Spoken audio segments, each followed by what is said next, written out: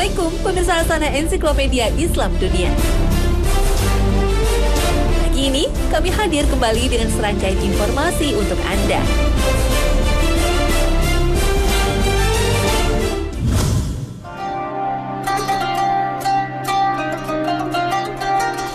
Air Zam-Zam.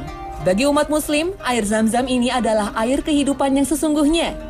Nabi Muhammad SAW pernah bersabda jika sebaik-baiknya air di permukaan bumi adalah air Zam-Zam yang padanya terdapat makanan yang menyegarkan dan padanya terdapat penawar penyakit. Keberadaan air Zam-Zam tidak terlepas dari keajaiban yang diperlihatkan Allah Subhanahu wa Ta'ala sebagai mukjizat kepada umat manusia melalui Nabi Ismail alaihissalam dan ibunya Siti Hajar. Saat Siti Hajar berlari-lari mencari seteguk air di tengah gurun pasir yang gersang untuk sang anak tercinta Ismail, putra Nabi Ibrahim alaihissalam. Di tengah kelelahan karena terus berlari di antara Safa dan Marwah, Siti Hajar yang masih menyusui bayinya tersadar hanya kepada Allah tempat bergantung. Lalu muncullah sebuah mukjizat. Tumpukan pasir yang ditendang-tendang kaki mungil Ismail memancarkan air. Dan air inilah yang kemudian dikenal dengan air Zam-Zam.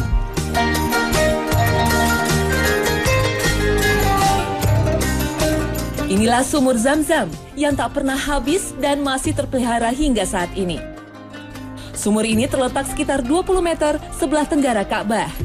Namun, sumur Zam-Zam sudah tidak tampak lagi akibat perluasan pembangunan areal pelataran tawaf di sekitar Masjidil Haram.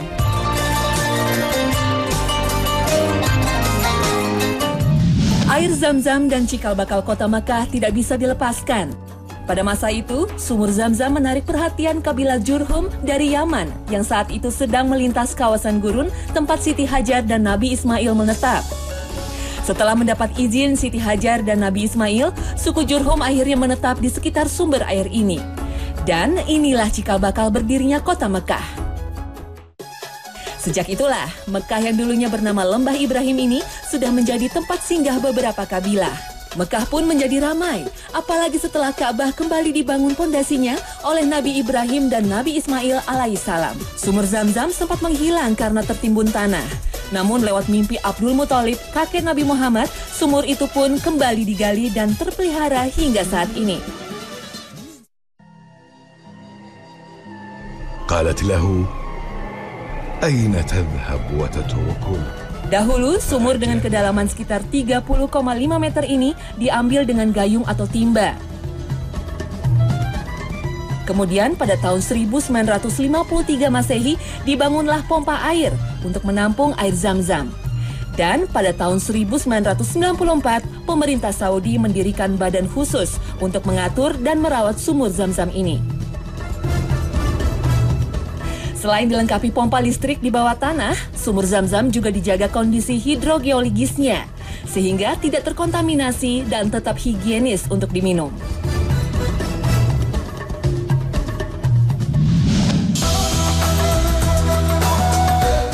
Air Zam-Zam adalah air suci yang memiliki banyak keistimewaan. Secara ilmiah, air Zam-Zam sangat unik karena mengandung elemen-elemen alamiah mencapai 2000 mg per liter. Padahal air biasanya tidak lebih dari 260 mg per liter. Kandungan elemen kimiawi seperti sodium, kalsium, magnesium, sulfur, dan nitrat menjadikan air Zam-Zam makin istimewa, sehingga mengandung banyak khasiat untuk penyembuhan.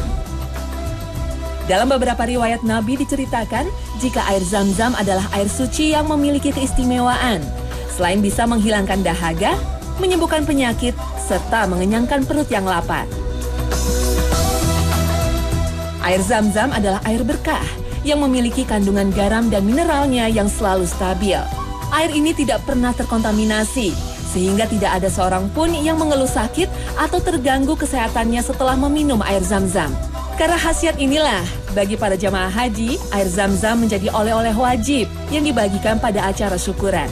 Kaum muslim pun percaya jika memanjatkan doa usai meminum air Zam-Zam, maka doanya akan dikabulkan.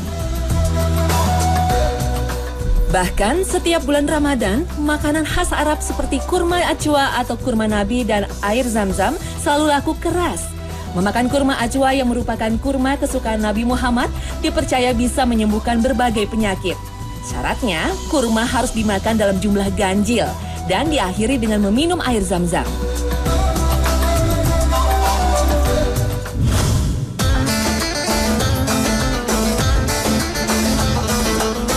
Alam semesta bertasbih.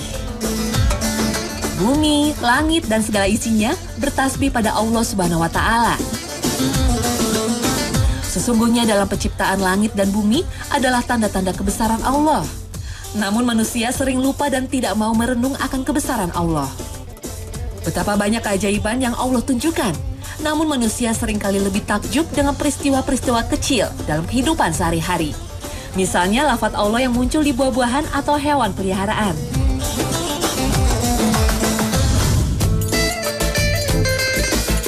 Tulisan berlafaz Allah yang ditemukan di sebuah irisan buah terong membuat gempar warga desa Sinar Bulan Air Dikit, Kabupaten Mukomuko, Bengkulu.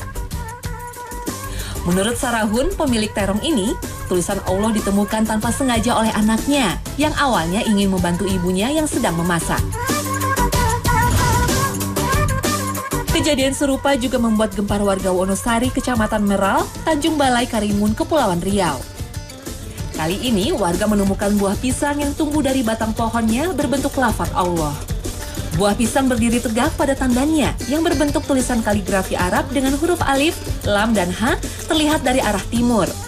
Kalau dari arah barat, buah pisang menyerupai naga.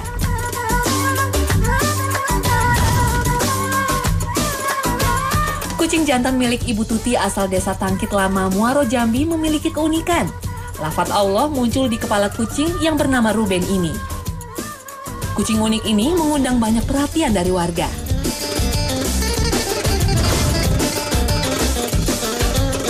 Lain lagi keajaiban yang dialami Slamet Turah. Tanpa sengaja ia menemukan telur ayam berbentuk aneh pemberian tetangganya. Saat akan menggoreng telur itu, ia kaget setelah diamati kulit telur memiliki guratan-guratan bertuliskan huruf Arab berlafaz Allah. Meski ada yang menawar dengan harga mahal, namun Slamet tak mau melepas telur yang berbentuk sakral ini. Lafaz Allah juga muncul di telinga bayi anak pasangan Mainatun dan Zainal asal Basoka, Sumeneb, Madura. Lafaz Allah nampak jelas terlihat pada tekstur tengah daun telinga bayi ini. Tak ada firasat atau peristiwa aneh saat melahirkan bayi yang diberi nama Anwar Kusuma ini. Ibu sang bayi mengaku sudah menghatamkan membaca Al-Quran saat mengandung bayi ini agar dikaruniai anak yang soleh dan sehat.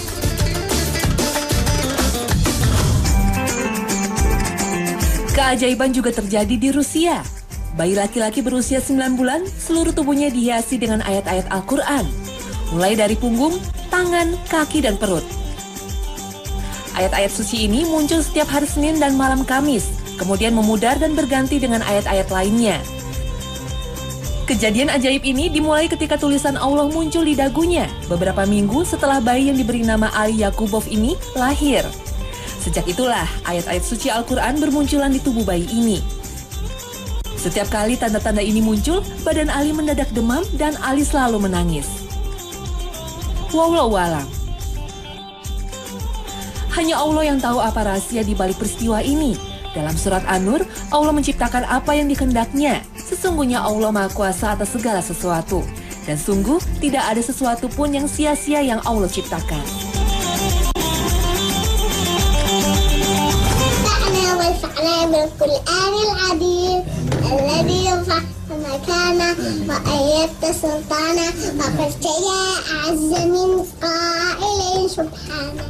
Subhanallah.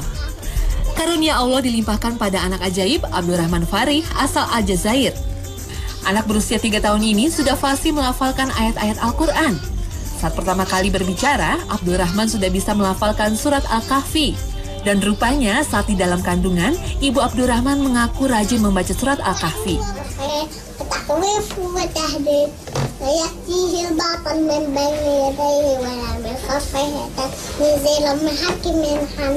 اللهم اجعلنا من القرآن الذين هم أهلك وخاصته وأعوذ بالله أن أذكركم به وأنت اللهم أدنا فيه. Kekuasaan Allah juga ditunjukkan pada anak berusia 4 tahun. Anak yang terlahir dari keluarga non-muslim ini mahir berdakwah dan fasih membaca Al-Quran. Padahal sehari-hari ia tidak berbahasa Arab. Keajaiban ini terjadi setelah bermimpi mendapat pengajaran agama Islam. Allahumma jidal muslimin. Allahumma jidal muslimin. Allahumma jidal muslimin. Allahumma ja'alni kama ya'lamun wa qilli la ya'lamun. Allahu akbar. A'udzu billahi minasy syaithanir rajim. Bismillahirrahmanirrahim. Dan bagaimana jadinya jika seorang bocah berusia 7 tahun menjadi imam sholat taraweh di sebuah masjid dan dengan fasih ia membaca surat An-Nisa yang panjang. Bismillahirrahmanirrahim. Qad sami'allahu qawlan allati tujadiluka fi zawjiha wa tashtaki ila Allah. Inilah kekuasaan Allah, kun fayakun. Tidak ada seorang pun yang bisa menghalanginya.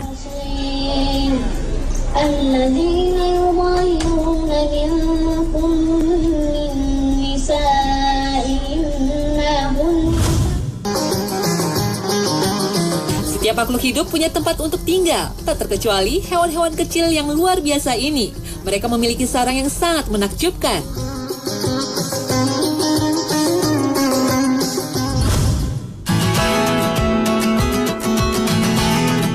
Seperti yang kita ketahui, semut adalah salah satu hewan istimewa yang namanya disebut Allah dalam Al-Quran. Semut adalah salah satu hewan dengan koloni terbesar di dunia. Mereka memiliki sistem kehidupan sosial yang sangat kompleks, dengan teknologi, sistem kerja, kedisiplinan, jaringan komunikasi, dan pertahanan yang sangat sulit dibayangkan. Hal ini terrefleksi dalam sarang yang begitu kompleks, teratur, dan sistematis. Bahkan Harun Yahya dalam bukunya Keajaiban pada Semut mengumpamakan sarang semut sebagai markas tentara yang sangat sistematis dan ideal. Seluruh ruang yang terdapat di dalamnya dirancang agar setiap prajurit dapat menjalankan tugasnya masing-masing dengan tingkat kesesuaian yang sempurna. Ruang yang memerlukan energi matahari, walaupun berada di bawah tanah, tetap memperoleh sinar matahari dengan seoptimal mungkin. Ruang-ruang yang membutuhkan akses yang cepat dan senantiasa berhubungan dibangun berdekatan. Gudang-gudang penyimpanan bahan makanan mudah dicapai tapi terhindar dari kelembapan yang berlebihan. Sebagai pusatnya terdapat ruang yang cukup luas yang berfungsi sebagai tempat berkumpul dan pengikat ruang-ruang lainnya. Tidak hanya itu, sarang semut dilengkapi dengan sistem ventilasi yang menakjubkan. Udara panas hasil pembakaran bisa keluar dari ruang pembuangan ini, sehingga udara yang sejuk dan kaya oksigen terserap ke dalam sarang. Subhanallah. Ruang-ruang pengeraman dan perawatan larva serta ruang tempat ratus semut bertelur terletak di area privat dengan jalur yang buntu, sehingga tidak dilalui oleh semut-semut lain yang tidak bertugas di area itu. Bila dilihat skemanya, ada 3 area besar dengan hierarki dan pemisahan jalur yang jelas. Area pertama adalah area publik. Di area ini terdapat pintu masuk, ruang penjaga, dan ruang besar sebagai penghubung jalur-jalur dari segala arah. Dipisahkan dengan suatu jalur sirkulasi mendatar. Di bawah area publik ini terdapat area kedua, yakni area penyimpanan. Setelah area penyimpanan, terdapat ruang besar yang digunakan sebagai tempat semut-semut berhibernasi dan melewatkan musim dingin. Area ketiga adalah area reproduksi yang terdiri dari ruang perawatan larva, ruang pengeraman telur, ruang pemanas sentral, dan ruang bangsawan. Ajaibnya, suhu tiap ruangan tetap stabil dan sama sepanjang hari. Subhanallah, semut adalah insinyur yang canggih dan menakjubkan.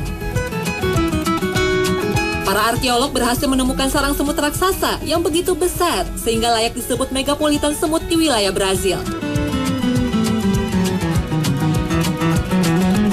Sebelum penggalian sarang, para ilmuwan lebih dulu menuang cor-coran untuk mengisi rongga-rongga ke liang semut agar terlihat bentuk sarangnya.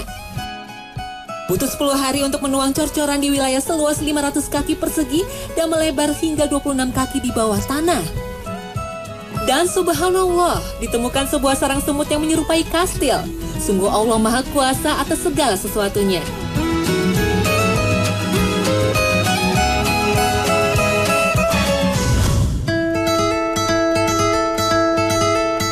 Sarang yang satu ini pasti banyak dihindari tapi juga paling banyak dicari manusia.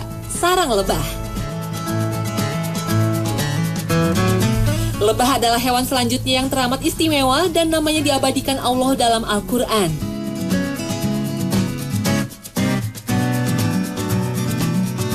Lalu apa keistimewaan sarang lebah ini? Bukan karena isinya yang manis, lezat dan kaya manfaat saja, tapi inilah rahasianya. Kelebihan madu yang dihasilkan lebah disimpan dalam sarang yang berbentuk heksagonal atau segi 6.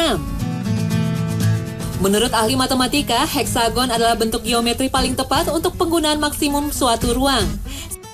Sel berbentuk heksagonal membutuhkan jumlah bahan pembangun minimum, tetapi mampu menyimpan madu dalam jumlah maksimum. Dan tidak ada celah kosong antara satu lubang dengan lubang yang lainnya. Masya Allah, pintarnya.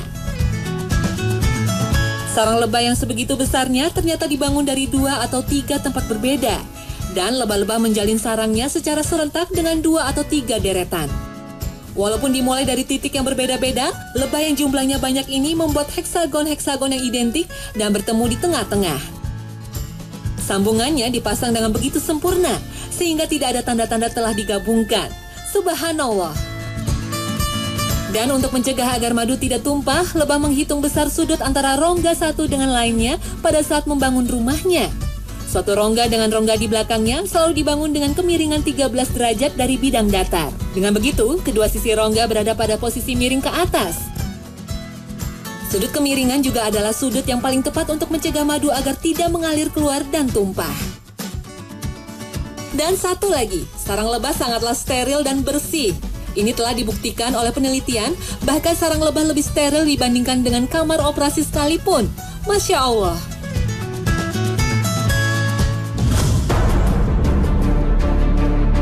Satu lagi, sarang hewan kecil yang menakjubkan, yakni sarang laba-laba. Desainnya begitu unik dan tekniknya begitu menakjubkan. Jika laba-laba ukurannya sebesar manusia, jaring yang dianyam setara dengan gedung berlantai 50 atau setinggi sekitar 150 meter. Dan jaring tersebut bila dibentangkan memiliki lebar 50 meter dan mampu menghentikan pesawat jumbo jet. Subhanallah. Pada saat laba-laba mau membangun jaringnya, pertama-tama benang yang dipintalnya dilempar ke udara. Lalu aliran udara akan membawanya ke tempat tertentu di mana ia menempel. Dan dari situlah pekerjaan konstruksi dimulai. Kira-kira diperlukan waktu sekitar 1 jam untuk menganyam sebuah jaring. Awalnya laba-laba menarik benang yang kuat dan tegang dari titik pusat ke arah luar guna mempersiapkan kerangka jaringnya. Lalu menggunakan benang jenis kendor dan lengket untuk membuat lingkaran dari arah luar ke dalam.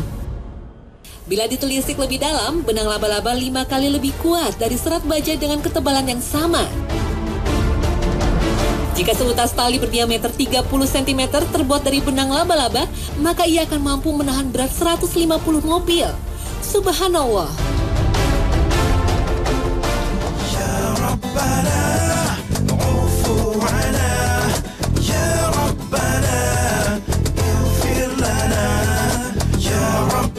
Nah pemirsa, berakhir sudah kebersamaan kita pagi ini.